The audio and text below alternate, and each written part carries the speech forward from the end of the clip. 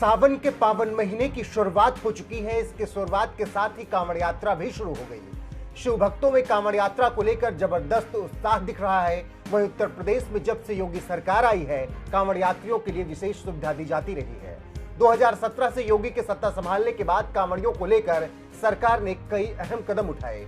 योगी सरकार में ही देखा गया कि कांवड़ियों पर पुष्प वर्षा तक हुई। लेकिन एक वक्त ऐसा था जब कांवड़ियों को ऐसी सुविधाएं नहीं मिलती थी, और ये बात सूबे के मुखिया योगी आदित्यनाथ खुद कहते हैं और डंके की चोट पर बोलते हैं कि पहले की सरकारें ही कांवड़ यात्रा रोकती थी। अब कांवड़ यात्री जब कांवड़ यात्रा निकलता है तो हर हर बम बम के नारे लगा करके चलता है, शानदार तरीके से चलता है। कोई उनकी यात्रा को रोकने का दुस्साहस नहीं कर सकता है। सीएम योगी आदित्यनाथ इसके साथ ये बताना चाहते हैं कि सूबे में अब किसी भी तरह की दिक्कत किसी भी शिव भक्त को नहीं होती और कोई भी कांवड़ यात्रा में रुकावट नहीं डाल सकता। लेकिन जो खबर हम आपको बताने जा रहे हैं वो है योगी आदित्यनाथ की चेतावनी। ये चेतावनी उन लोगों के लिए जो कांवड़ यात्रा में परेशानी उत्पन्न करने की सोच रहे हों।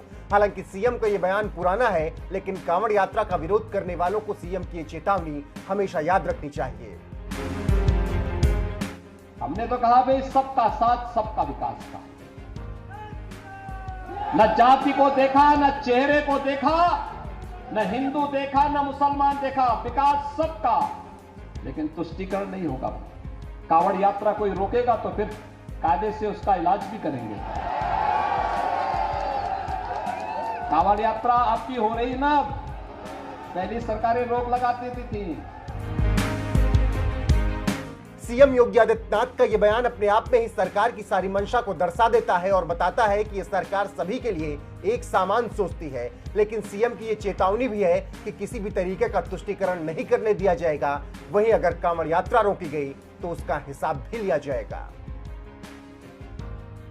हालांकि कोरोना वायरस महामारी की वजह से इस बार 2 साल बाद कांवड़ यात्रा हो रही है, जिस पर आतंकी साजिश होने की आशंका जताई गई है। इसीलिए गृह मंत्रालय ने एडवाइजरी भी जारी कर दी है और राज्य सरकारों को कांवड़ यात्रा करने वाले कांवड़ियों की सुरक्षा को लेकर कड़ी व्यवस्था करने का निर्देश भी दे दिया है।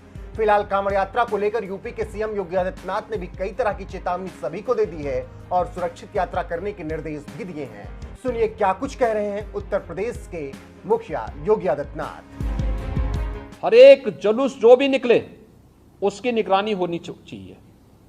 ड्रोन के माध्यम से, सीसीटीवी कैमरे के माध्यम से, वीडियोग्राफी के माध्यम से हमें करने में कोई संकोच नहीं करना चाहिए। कांवड़ यात्रा की जो निगरानी हेलीकॉप्टर के माध्यम से होती है वह पूर्व की भांति उसी प्रकार से इस वर्ष भी होगी। हमें उसकी समीक्षा भी करनी चाहिए और जब भी उसकी आवश्यकता पड़ती है तो उसके अनुसार हम शासन से उसकी परमिशन लेकर के, शासन से उसकी व्यवस्था लेकर के वह भी सुनिश्चित करेंगे। डीजे एक निश्चित वॉल्यूम में ही बजना चाहिए और संवाद बना करके हम इस बात को सुनिश्चित करेंगे। हम प्रतिबंधित नहीं करेंगे, लेकिन उसको संवाद बना करके एक निश्चित वॉल्यूम में बजाने की परमिशन देंगे। और उसमें केवल अगर कांवड़ यात्री हैं तो कांवड़ यात्री इस बात को सुनिश्चित करेंगे कि वे उसमें केवल भगवान शिव से जुड़े हुए भजन ही बजाएंगे। कोई ऐसा फिल्मी गाना नहीं बजाएंगे जिसके कारण अनावश्यक रूप से माहौल खराब होता हो और धार्मिक भावनाएं एक सामान्य भक्त की आहत होती हो। ये भी हमें कांवड़ यात्रियों से पहले से ही संवाद बना करके उनसे आग्रह करना चाहिए। ऐसे ही मुहर्रम के जुलूस में भी वे लोग डीजे बजाएंगे, हम सुनिश्चित करें उसकी वॉल्यूम को कंट्रोल करें। अनावश्यक रूप से ढोल और ताशा बजा करके शोरगुल उतना न बचाएं जो कान फोड़ू हो जाए, और कान फोड़ू व्यवस्था को हमें रोकना पड़ेगा, हर हाल में रोकना पड़ेगा। अस्त्र शस्त्र का अनावश्यक प्रदर्शन नहीं करेगा कोई। और हर एक जितने भी ऐसे लोग होंगे जो जुलूस का नेतृत्व करेंगे उनसे लिखित एफिडेविट भी आप लोग ले लेंगे स्थानीय स्तर पर पहले से व्यवस्था बना करके। तो पर्व और त्यौहार में कोई खलल डालने का प्रयास नहीं करेगा, उसके नाम पर शांति भंग करने का दुस्साहस भी कोई नहीं करेगा। आज की ये वीडियो कॉन्फ्रेंसिंग इसीलिए महत्वपूर्ण थी और मैं चाहूंगा कि शासन स्तर पर यहाँ पर सभी संबंधित विभाग इस बात को सुनिश्चित कर लेंगे कि जो व्यवस्था उनके जिम्मे है वे अपने अपने विभागों की भी समीक्षा कर लें कोऑर्डिनेशन के माध्यम से प्रभावी ढंग से इसको लागू करने की तैयारी भी करेंगे और कहीं भी कानून व्यवस्था की कोई समस्या न होने पाए, पर्व और त्योहारों को शांतिपूर्ण और सौहार्दपूर्ण तरीके से हम संपन्न कर सकें, यह हर स्तर पर हमारी पूरी तैयारी होनी चाहिए। यही मुझे इस अवसर पर आप सबको कहना था। बहुत बहुत धन्यवाद जी। प्रत्येक सोमवार के साथ साथ जिस दिन महाशिवरात्रि का आयोजन होगा उस दिन सभी देवालयों में भी भीड़ भाड़ होगी।